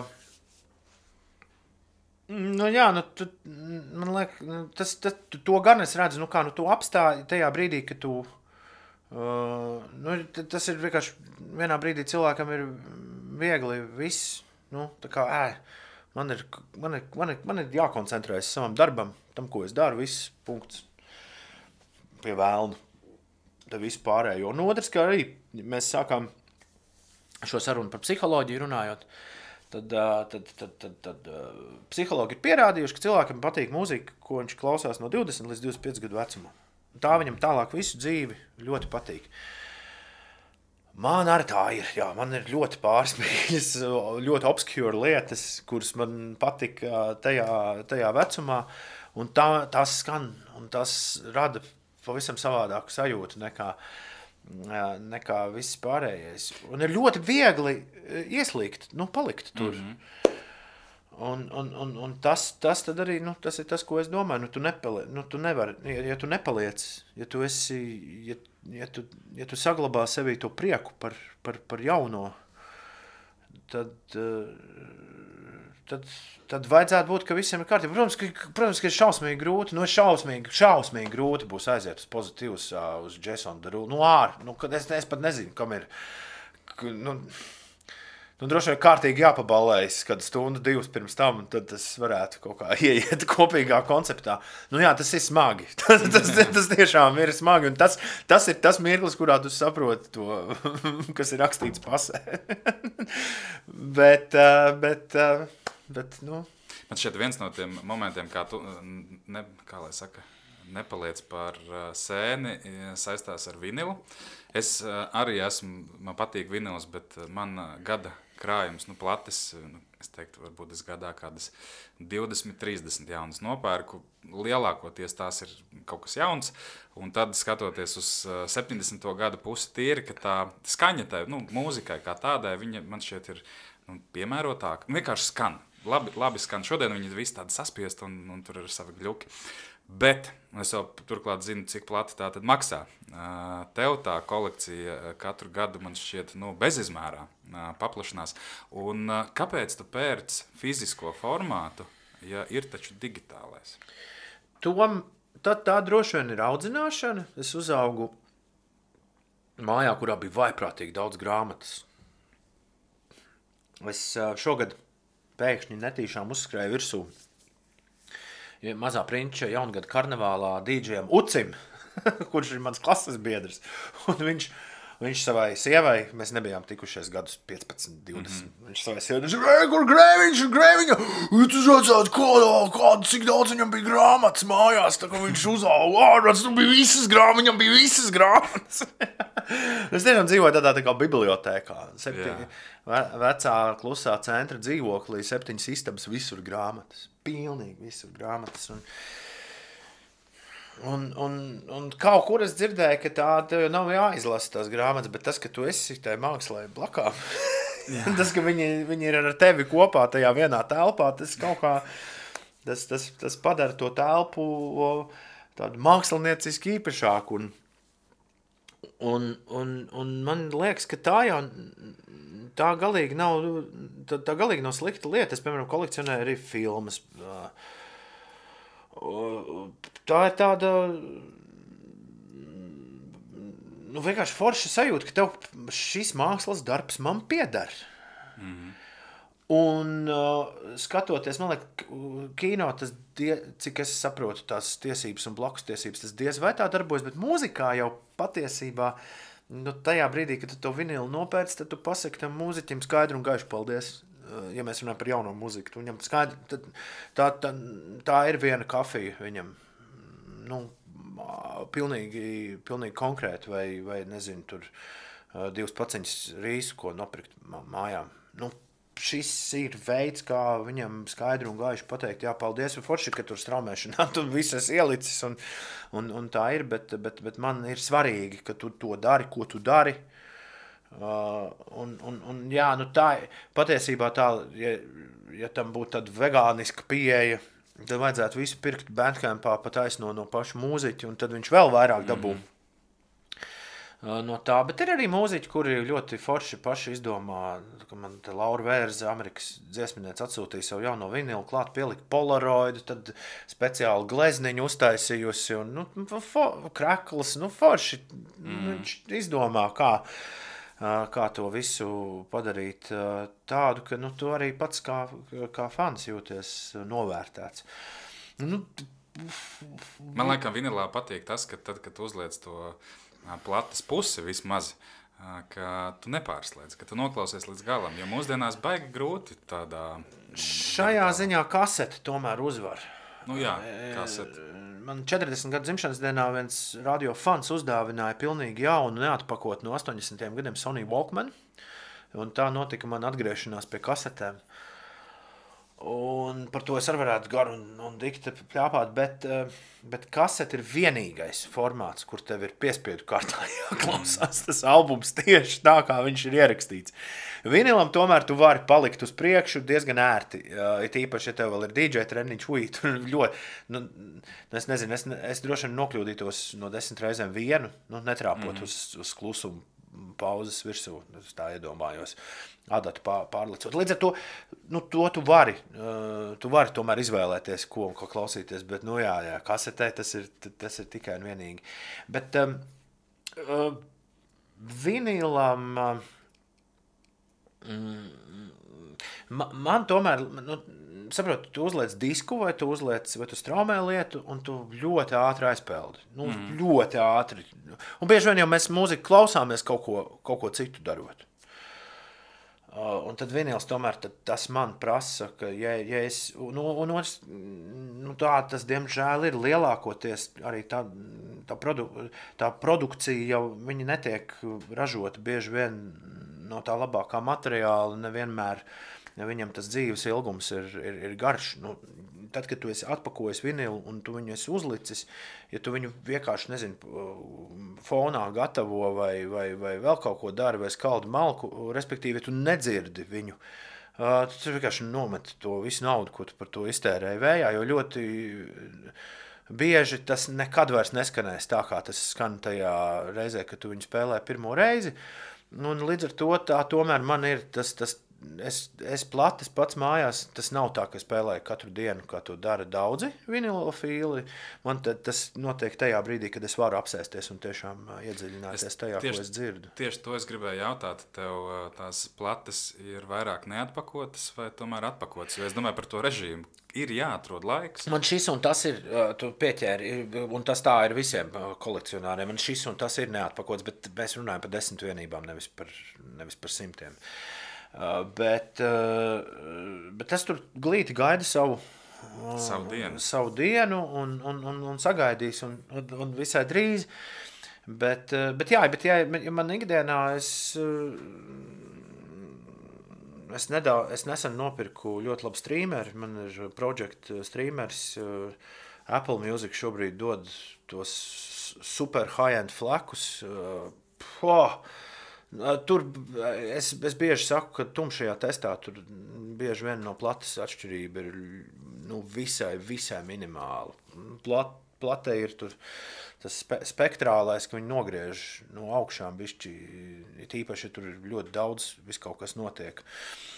Un tad tev rodas tā sajūta, ka tur viss tā matētāk un mājīgāk, bet no fizikas viedokļa tas ir defekts, nevis efekts. Bet jā, piemēram, te flaki skan amazing. Flaks tie, kur nezinu. Tas ir gandrīz kā lavs. Tikai lielāks. Gandrīz gandrīz vispār nekompresēts audio, kur tu dzirdi visu tā kā tev. Vidēji 70-80 megabaitu viens. Man ir sensenās laikos bija tādi. Un tad tagad viņus var straumēt, un tas ir forši. Es diskus, es galīgi neesmu cilvēks, kurš diskus norakstījis, bet galvenokārt tāpēc, ka diskiem ir ļoti interesanti bokseti vēl joprojām mūsdienās, un tāda arī ļoti crazy bokseti. Man, laikam, viskreizīgākais boksets ir, man liekas, man ir tāds 65 disku kaste ar visiem Miles Davis Columbia Records albumiem. Wow. Un neko tādu tu nevari nopirkt platēs. Tas ir tas, kas relevantu joprojām arī padara kompaktdisku. Un ja tev ir high-end aparāts, viņš skan arī vienkārši ārprātīgi. Vienīgais, ko es pa kompaktdiskiem man šeit lasīju, kad tomēr tā kvalitāte ar gadiem sabrūk. Tas ir viens, nevis kvalitāte, viņš ir pats tas, pati tā platīte ir, viņa deformējas, viņa vien brīdi tev sāks, vairs tu nedabūsi atkal ārā ar to, ko tu dabū tad, kad viņa ir jauna, un otrs kā aparāts jau, lāzers nodeg. Tas nav tā, ka tu nopērc tehnikas atskaņotāju vienreiz dzīvē, kā es to saku, un viss. Tev tomēr ir tāds disku aparāts, droši vien pēc kādiem 3-4 gadiem atkal būs tās šausmīgas galvas sāpes nopirkt labu disku. Atskaņotāju šobrīd. Man uz diskiem nav fetiši. Es gan īstenībā kaut kādu gadu domāju, vai pusotru, līdz es nopirku vinilu atskaņotāju. Un es to gadu domāju, kāpēc. Es domāju, gribu. Un tu dabūni to lietu, un tev pēc 2 dienām viņu vairāk nevajag. Un es gadu domāju, nezinu, viņu vajadzēs vai nevajadzēs. Labā ziņa, kad joprojām vajag.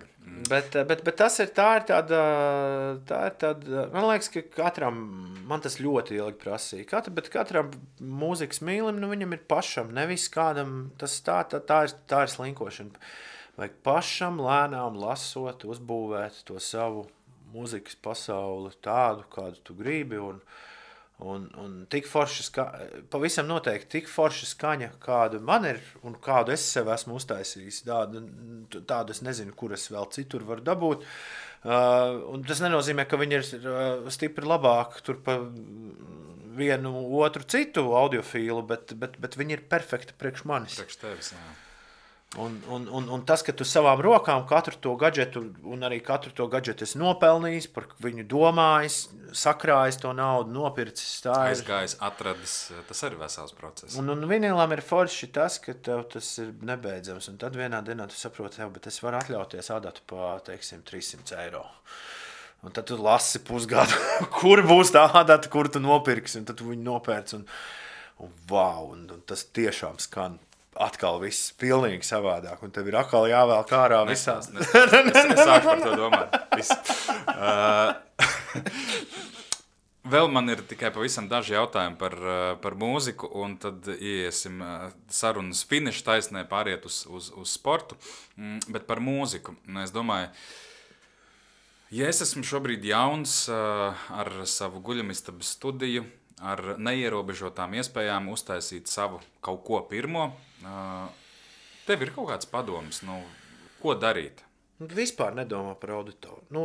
Respektīvi, 2024. gadā vispār izslēdz jebkādas domas par auditoriju. Ja tu to taisi, tāpēc, lai kļūtu slavens, vai, respektīvi, manā laikā grupas dibināja, lai meitenes dabūtu čaļi. Tā, man liekas, ir daļa Latvijas poproku vēstures lielākā problēma. Tad nevis tu taisi grupu, lai spēlētu mūziku, bet tāpēc, lai tev būtu daudz meitenes un backstage'ā bezmaksas alkohols un tā tālāk. Kā Pīters Dohertis dzirdā, I'm not here for music. Respektīvi, nav nekā, izējas pozīcijas ir lietosim to vārdu, supersūdīgas. Cilvēku uz planētas paliek aizvien vairāk, mūzika pieejamāka kļūst ar katru sekundi, nav variantu. Nav nekādu variantu. Nebūs. Tā kā vienkārši ir tie, kuriem paveicas, bet tas procents ir ārprātīgs. Un tieši tāpēc arī ir svarīgi, ka ja tu kaut ko taisi, tad tu uztaisi kaut ko tādu, kas tevi pašu kā personību izgrazno. Un kaut ko, es droši vien, ja es gribētu, ik pa laikam man uznāk tādas domas, un tad viņi sakal pazūd, jo man vienkārši tam nav laika, bet ja es kaut ko gribētu pats ķimerēties, es droši vien vienkārši gribētu uztaisīt mūziku, kādu nav, kādu es gribu sev, kādu es gribu paklausīties, kaut ko tādu, kas vienkārši neeksistē, ko es nezinu. Un paldies Dievam, man ir pietiekami daudz zināšanas, ka es varu paklausīties no citiem cilvēkiem, kaut ko tādu, ko es nezinu, un kas ir jauns, bet tas nav, neviens to nedzird. Es tev pateikšu, kāds šo ir noklausījies līdz šim brīdim, kādi 10 atkal cilvēki, vai ne? Kas ir palikuši vēl ar mums kopā. Bet mums ir divi latviešu mākslinieki ir recenzēti Condé Nast, kas ir arī Ņujorkas žurnāla izdevējs. Tad Condé Nast izdevēja mūzikas blogā Pitchfork ir recenzēti 2 latviešu mūziķi. Abi divi saņēmuši vairāk kā 7, kas ir ļoti prominents šī hipster bloga novērtējums par saviem albumiem. Viena ir Agata Meļņikova, jeb Saina Libra. Un otrs ir Arturs, kuram es aizmirsu uzvārdu, kurš ir Dominique Dumont producents. Es domāju, tu teiksi Arturs Duboks. Nē. Tad ir Dominique Dumont un Saina Libra ir principā vienīgā Latvijas mūzika, ar kuru mēs asociējamies tādā Feinšmecheru kaut kādā mākonī pasaulē. Sadaram, ka tie 10 cilvēki ir palikuši, visi dzirdējuši šos vārdus pirmo reizi savā dzīvē. Saina Libra un Dominika. Respektīvi, un tā ir vēl viena lieta. Arī neviens no mums negaida to mūziku, ko kāds spēlē šobrīd Reikjavikā, Ņujorkā vai nedod Dievs pasarg Dievs Dienvidu Londonā. Nevienam nevajag vēl tādu pašu mūziku no Rīgas. Un ja viņiem kaut ko vajag no mums, tad tas ir kaut kas tieši tik dīvains, kā Dominique Dumont vai Saina Libra, ko es pieļauju, ka tu pavisam noteikti paklausīsies pēc šīs sarunas. Jā. Jo tas ir kaut kas tāds, kas nav viņiem. Tas ir tik elementāri. Bet abi divi šie pieminētie mākslinieki pavisam noteikti nav taisījuši muziku, tāpēc, lai viņus kādreiz norecenzētu Pitchforks. Viņiem ir tā vajadzība izpausties bijusi pavisam savādāku motīvu vadīta, un tas ir tas, kas kas ir jāatceras. Un tas ir tas, kas kļūs priekš jauniem muziķiem, tas būs aizvien skaudrāk. Bet man šķiet, tas ir savā ziņā to, ko tu stāsti ļoti labi. Jo... Tāpēc jaunieši, piemēram, tagad atgriežas pie Eirovī. Man dažkārt gribas tajā savā jauniešu vidū radio, man dažkārt gribas viņiem teikt, uzvedieties, bet pamostieties. Tas vispār viss jau sākā. Tas, ka tā ir, tas, ka tā ir tāda jancīga maija sestdienas sākotnēji tā bija jancīga sestdienas pievakara maijā, kad ārā jau silts ar nelielu kaut kādu piegaršu pēc tam arī muzikā, bet respektīvi, šobrīd Eirovīzijai ir mega kulta status, un tas ir tikai un vienīgi tāpēc, ka pasaulē, kurā šī izsišanās iespēja visu laiku samazinās, tur tie noteikumi paliek nemainīgi. Un respektīvi, tajā brīdī, pirms 20 gadiem neviens nedomāja, ka viņš var nopietnu karjeru taisīt caur Eirovīzijas dziesmu konkursu, kas bija totāls cirks. Tad tagad mēs redzam, ka, jā, labi, tas bija cirks, bet toties tas ir rekord cirks, kurā es varu nonākt milzīgas auditorijas, garantētas milzīgas auditorijas priekšā, un tajā brīdī jau aizvien vairāk muziķi sāk domāt, bet varbūt, ka, apgriežam to visu otrādi un pasties. Ir jau arī lieli hiti un lieli ansambļi pēdējos gados no turienes nākuši, Tā kā tālūk. Es atceros, vienkārši kontekstā, ko stāstīja, lasīju tas bija Eriks Kleptons, viņa biogrāfiju, kur domājot par albumu konceptu. Bieži vien šodien, ja tu klausies albumu, kas arī pa lielam nav nevienam vajadzīgs, tu vari dot singlus ārā, bet tie albumi, ir baigi grūti tiem muziķiem uzrakstīt tās 10 dziesmiņas. Un tad, ko teica Eriks Kleptons, kur man šķita, ka pat tādā drūmākajā laikā, ka viņš tur abnormāli narkojās, viņš saka, viņš sēdēja savā lielajā viesistabā, tur bija sanesta visa mūzikas apertūra, un viņi vienkārši džemoja. Tāpēc, kad mūzika ir Eriks Kleptons, tur nav tāda nodalām lieluma, un tas, ko tu saki, man šķiet, tā tad atgriežās. Savā ziņā tas feelings, ka tev ir jābūt, ja tu esi mūziķis, tad tu esi mūziķis. Un tad ir tas, kam es bišķi pieskāros. Un tad ir tā laikmeta iezīme, kura neizskatās, ka kaut kur ies prom. Respektīvi, mūzika ir jau uzrakstīta. Ir tik daudz, un man 7-gadīgajam dēlam mīļākā dziesma Tears for Fears, Everybody Wants to Rule the World. Un šādi piemēri ir visiem.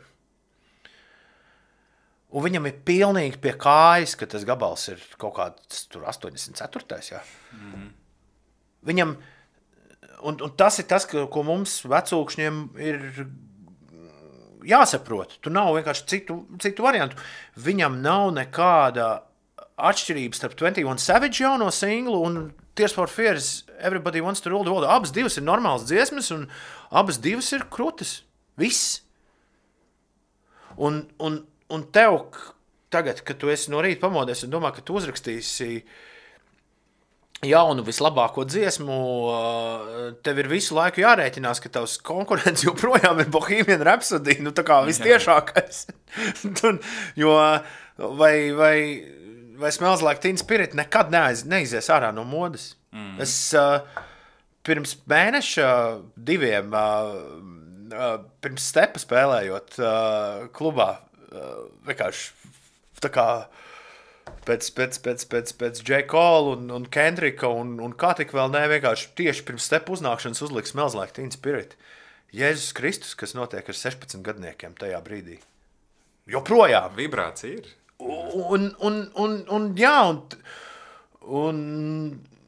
Viss debilākais, ko darīt būtu, tagad iet viņam, bet jūs taču jāklausās, ir jauna mūzika. Bet tas tā nedarbojas.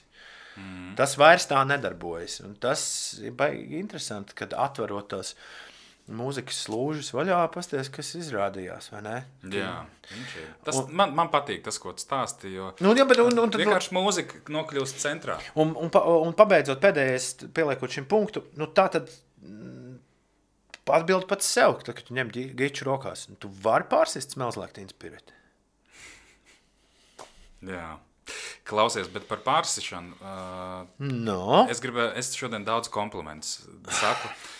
Es pieņemu, ka tas ir liels tavs darbs. Nezinu, varbūt šauju garām, bet man šķiet, ka tas ir liels tavs darbs. Radio 5, renesanse, jaunie ētera cilvēki, vispār tas vaibiņš, es teiktu, ja man iepriekš šķita, un lai piedod tie, kuri bija iepriekš radio, tā teikt, priekšplānā, tad no tādas ļoti dziļas kraujas, kas ir ar atslēgas vārdiem tendenciozi, vienpusīgi, pamācoši, neinteresanti, radio ir uzplaucis. Tur ir tik daudz foršu cilvēku, jaunu cilvēku, kuri tā vietā, lai mācītu citus, viņi vienkārši ir jauni. Un viņi tā kā viņi dzīvo, tā viņi dzīvo. Un tas ir tik fantastiski. Es to ļoti, ļoti daudz cilvēkiem saku, paklausieties Radio 5. Tur ir ko klausīties, tur ir ko paņemt. Kā jūs kaut ko tādu dabūjāt gatavu?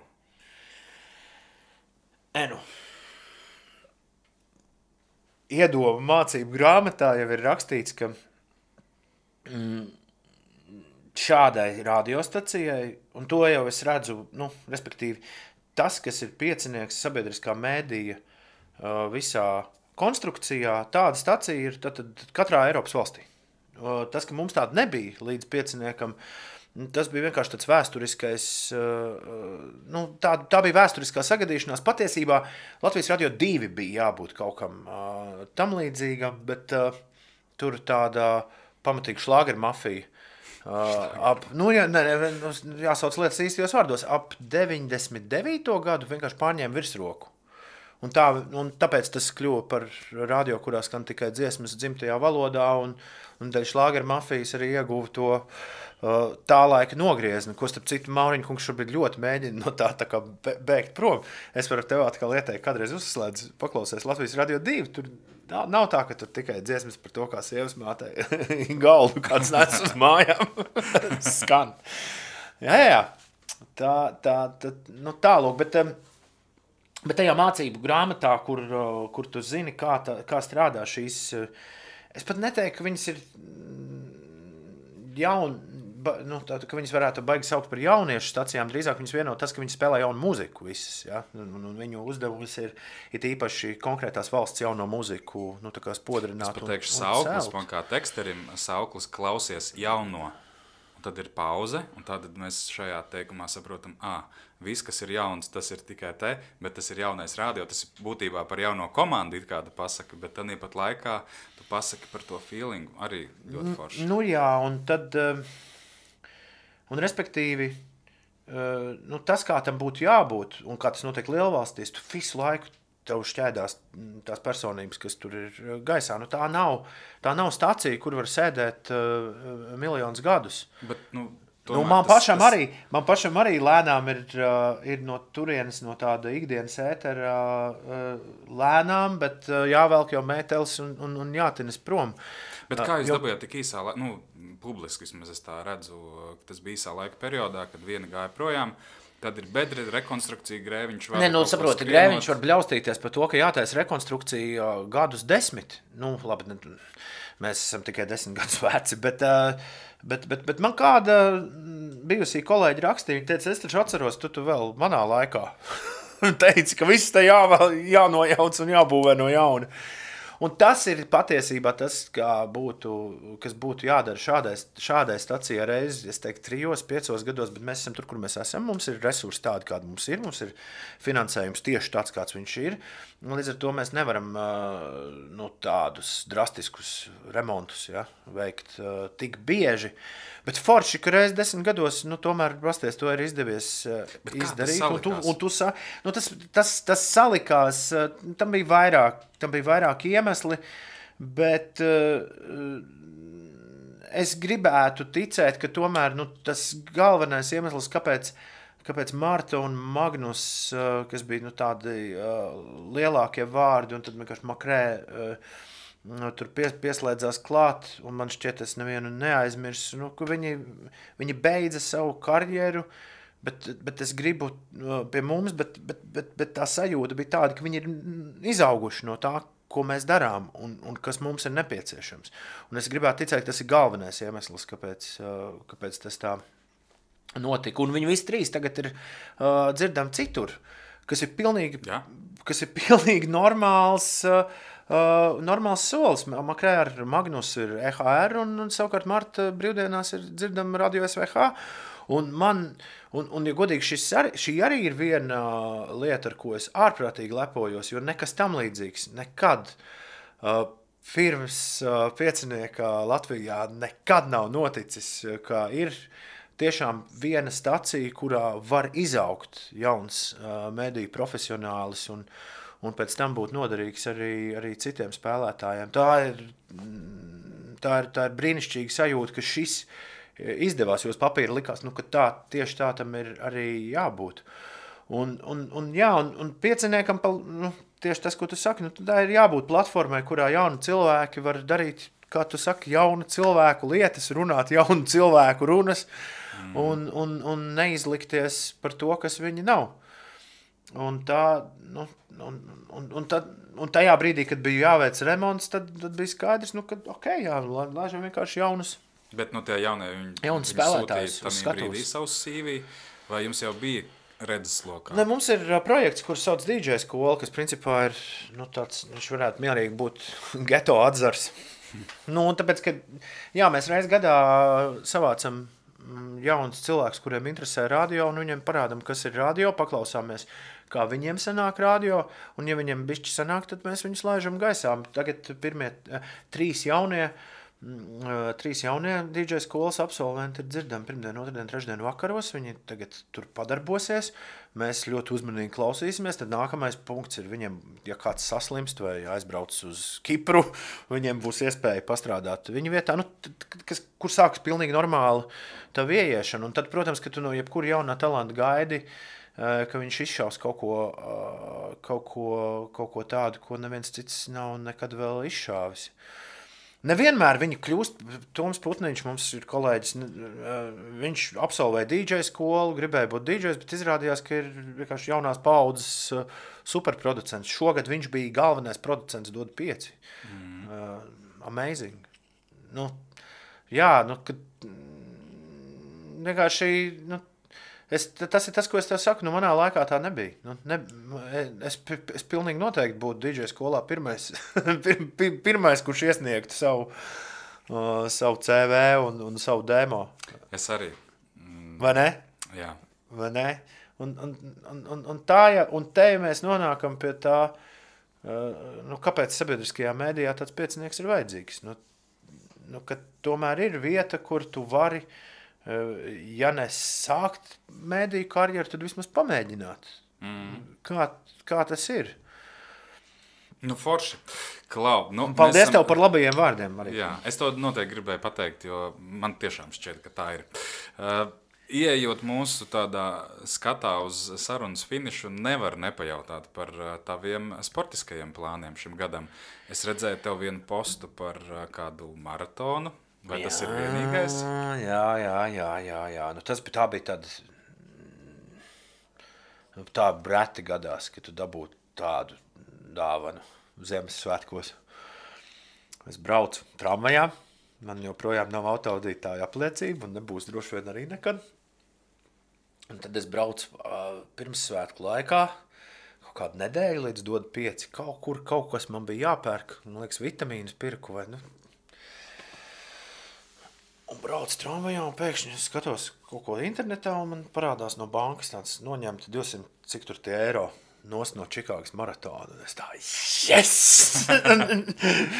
Vēl kādreiz es droši vien pirms kādiem 10 gadiem likās, kaut kāds pilnīgs kuku cilvēku maksā bargu naudu. Bet tad īsumā amatieru skriešanā un arī profesionālajā skriešanā nav nekas lielāks par World Marathon Majors, kas ir 5 maratoni uz planētas. Čikāga, Bostona, Ņujorka, Berlīne, Tokija un viss laikam. Jā. Berlīna nosauc? Londona. 6. Tas nevis 5, bet 6 viņi ir. Lūk. tad, ja tu noskrien visu, ja tu kaut vai vienkārši nofinišē visos, tad tu dabū tādu medaļu, kādu saņem tikai cilvēks, kurš ir nofinišē. Un cik es saprotu, tas ir tas, ko tu medaļu izskatā, tu neko kā amatieris augstāk nevari savā dzīvē izdarīt, kā tikai savākt to 6 medaļu komplektu. Lūk, bet viņos nevar tikt iekšā. Ir tik daudz gribētāju. Pirmkārt, tur ir tik daudz gribētāju, otrkārt, ir viena Bostona, kur tev ir jāizpilda sportiskā normatīva, bet visur citur tev ir jāpiedalās loterijā. Pretējā gadījumā tev tā dalība viena izmaksās vairākus tūkstošus. Ir visādi veidi, kā to dabūt gatavu, bet līdz ar to tas... Un tad tas kļūst par tādu sportu, nevis sportu, bet par tādu ikdienas pienākumu, kur tu, teiksim, reizi 3 mēnešos to atceries, un tad tu piefiksē sev, piemēram, gadam salieku sev Google kalendāra atzīmi, ka te sāks pieteikšanās, piemēram, Tokijas maratonam. Tad tu tai Tokijai piesakies. Bet tas būs tavs pirmais no 6?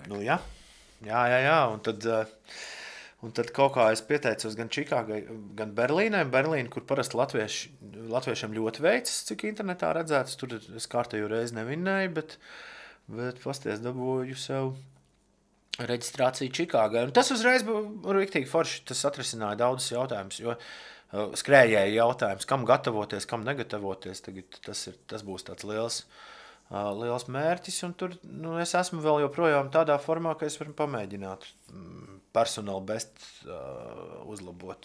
Bet, ja tas laikam ir tas, ka baigi daudz gadus. Tas nav. Nē.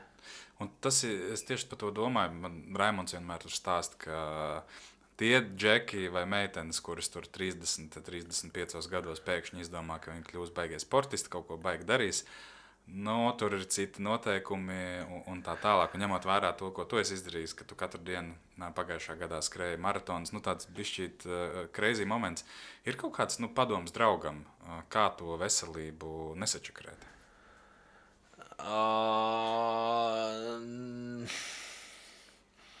Veselību jau tu sačakarē tikai tad, ja tu kaut ko dari nepareizi. Un tad ir lielais jautājums, vai tev noveicas ar tiem padomdevējiem. Es teiktu, respektīvi, es domāju, ka skriešana pavisam noteikti nav nekas tāds, ko Google, par kuru tā kā paļauties tikai, piemēram, uz Google vai YouTube, ko un kā darīt. Tev vajag kaut kādu grēviņu savā dzīvē, respektīvi, tev vajag kaut kādus cilvēkus, kas skrien. Manā gadījumā par vienu no pirmajiem tādiem mentoriem DJ Rud kļuva. Man bija draugs, kurš strādāja Eiropas komisijā Briselē, kurš skrēja. Respektīvi, tev ir cilvēki. Arī tad, kad tu vienkārši sāc kaut kādus pirmos soļus, tev ir cilvēki, kuriem tu to vari pajautāt. Ines Puček galā man bijusī kolēģi, ar kuru mēs vispār pirmo reizi tādu skrējienu veicām, viņi arī ļoti palīdzēja. Un tad tu no viņiem vienkārši padzirdi kaut kādus know-hows, ko un kā darīt. Un tas, lai tā palēnām ieietu tajā, man tas ļoti noderēja.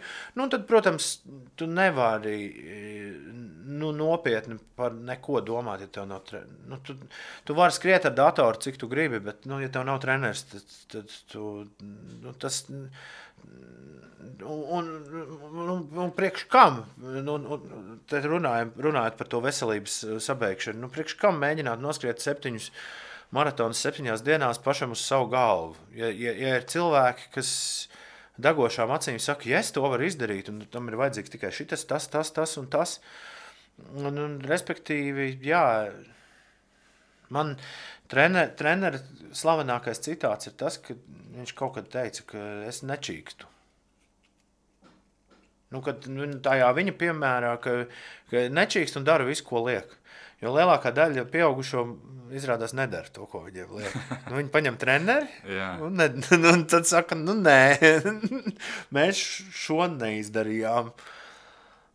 Un man kā liekas stulbi, ja es esmu uzlicis šo mērķi, tad kāpēc lai es kaut ko nedarītu lietas labā? Mēs pēc tām 7 maratoniem 7 dienās mēs tā kā bišķi ar treneri beidzām sadarbību.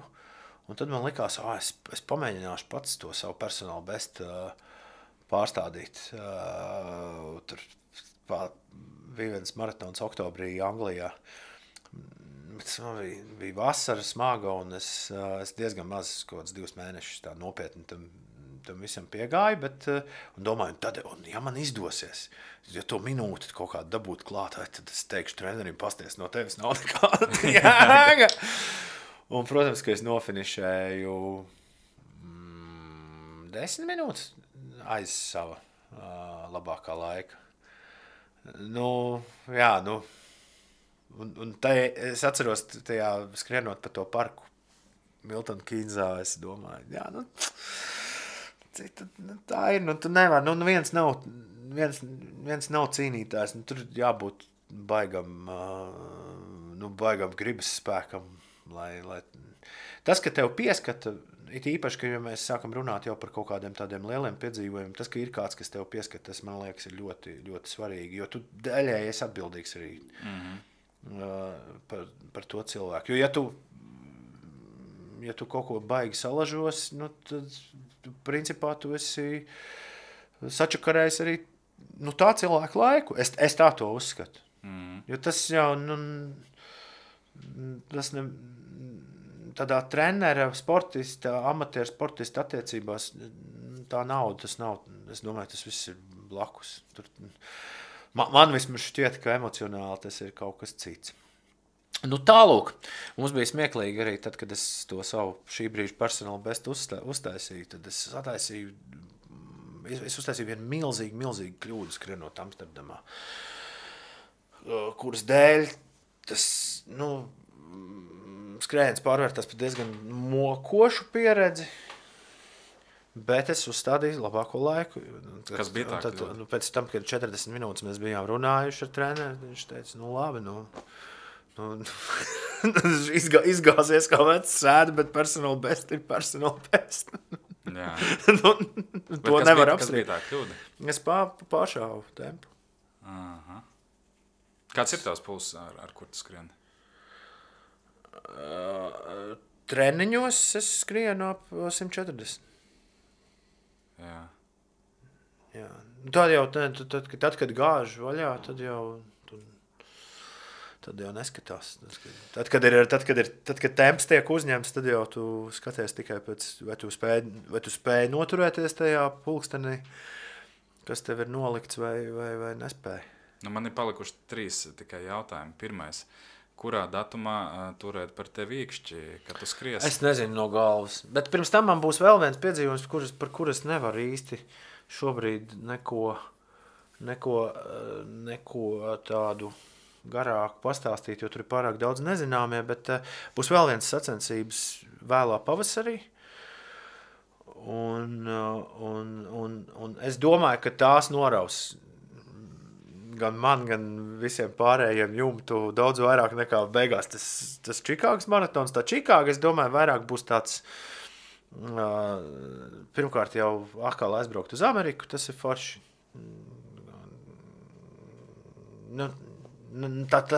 Tas nav ceļojums, vismaz man, ko es veicu katru gadu. Ja. Un Čikāgā es nekad neesmu, es tikai lidostā esmu bijis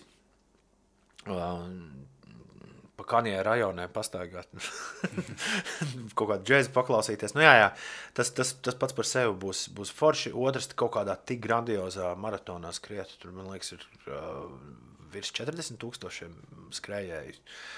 Wow! Tam arī ir jābūt kaut kam ļoti, ļoti īpašam. Kāds būs tavs tas personāla best? Es speciāli neprasīju, bet tu vairākas reizes atgādināji. Kas ir tas, uz ko tu ej? Man ir 3:27 jānoskrien. Tādā tiem, kuri vispār neko nesaprot no skriešanas, tas ir tā kā labi? Tas ir kaut kāds 4. Nē, tiem, kas neko nesaprot no skriešanas. nav jēga mēģināt. To var novērtēt tikai cilvēks, kas pats skrien. Tas jau ir tāds, tas manam vecumam ir, tas nav izcili, bet tas ir teicami. Teiksim tā. Un man pašam ir interese tikai par to, nu, kamēr vēl tā teikt ķerpe tur, tikmēr pašam paskatīties, nu, kas ir tas, kur es varu aiziet. Nu, diemžēl, par šo var daudz pļāpāt, bet nu, tas ir baigais darbs, kas ir jāiegulda, lai to dabūtu gatavu. Tā kā būs. Nebūs, jo bieži vien, nu, tieši tā, es jau nezinu, kāds man koncertu grafiks vasarai, cik blīvi viņš saliksies. Viņš tagad lēnām sāk tapt, un tad no tā arī, nu, piemēram, manā gadījumā tas būs svarīgākais, kas ietekmēs to, kādi būs treniņi, cik daudz viņi būs, cik viņi kvalitatīvi būs. Jo nu tik ļoti saslims ar skriešanas neesmu, lai visu izslēgtu ārā un tagad tikai un vienīgi tam koncentrētos. Tas man arī ik pa laikam jāatgādina gan savai fizioterapeitei, gan trenerim. Es neesmu sportists. Šito daru tāpēc, ka man baigi patīk to darīt. Un tas ir ļoti nopietns hobijs. Jo jā, vienā brīdī visi, kas tev ir apkārt, un pēc tam viņi ļoti grib, lai tu tā sāc jau ļoti kā sportists uzvesties, bet nu, tas, kas man atšķir no sportista, ir tas, ka man vēl cits lietas dzīvē ir jādara, ir jābūt uz skatuves, ir jābūt ēterā. Man nav tā skaistā atpūšanās iespēja, kas ir sportistam. Bet līdz ar to man arī neviens nespiež katru dienu obligāti celties, vilkt kēdes un iet skriet. Noslēdzošais jautājums, es nezinu, vai tu skrienot klausies mūziku vai neklausies, bet iztēlojamies, kad ir tā vasara, ir tas maratons, tu esi 41. kilometrā un tev ir austiņas un tu vari ielikt to vienu dziesmu, kas tevi aizved līdz finišam. Tas ir atkarīgs, vai es esmu pilnīgi, tas ir atkarīgs visnotaļ no tā, vai es esmu iekļāvies pats sev un treneru noliktajā laikā. Jo, ja es esmu, tad es esmu sastādījis playlisti, kurā absolūti precīzi 41. kilometrā skan Beethovena 9. simfonijas fināls, respektīvi Oda priekam. Tam tā vajadzētu būt jebkurās sacensībās, kurās es skrienu. Un tā tas ir ļoti daudzās arī bijis. Bet, ja es no šī plāna esmu pagājis garām, tad tajā playlistē pēc tam tur ir tā kā safe tracks ielikt vēl. Okay. Un tad tur būs vai nu Boba Dylana like Rolling Stone, kas tā kā būtu pēc finišu vispār jāskan. Bet var gadīties, kad tas laiks ir nobīdījies. Vai arī man pat grūti iedomāties, kas tur vēl tālāk varētu būt. Bet jā, es tādām sacensībām, man pazīstot to, tu var iedomāties, es ļoti nopietni esmu salicis un izdomājis konceptu, kas muzikāli notiks. Bet klasiskā muzika vispār, kas ir interesanti tieši par sportu runājot, to es varu noteikti ieteikt, ja tas nav mēģināts. Klasiskajai mūzikai ir pilnīgi cits dzinējspēks uz priekšu. Kā mans krustāvs teica, arī klasiskā mūzika veicina fotosintēzi. Tāpēc augiem liek, govīm liek Latvijas Radio 2, lai nomierinātu. Bet tā ir. Bet, jā, un piemēram, ja tev ir garie jāskrien, nezinu, tu svētdienas 30-nieks lēnā tempā. Tas viss foršākais, kas tajā treniņa procesā ir lēni un mierīgi ārā plus 29. Aiziet, tīpini tos savus 30, teiksim, pa biķerniekiem. Un pastāv, tad veselu operu var noklausīties. Tā arī ir, jā. Tā kā, un sacensībās jo īpaši, jā, to es kaut kā, tas Beethovens iedod to pēdējo grūdienu. Un tas fināls ir kaut kāds 12 minūtes garš, līdz ar to tu diezgan var ietrāpīt tajā laikā. Kaut kādā brīdī, jā, lai tas tieši būtu tajā pašā finišā. Tad vēlēsim ietrāpīt, noteikti aizkadrā tā vai citādi kaut kur vēl tiksimies. Paldies par šo laiku, kas īstenībā ir paskrējis ļoti ātri. Es ceru, ka tu neesi neko nokavējis. Es arī. un jā, tad jau tiekamies atkal drīz ēterā. Super, uz tikšanos. Paldies!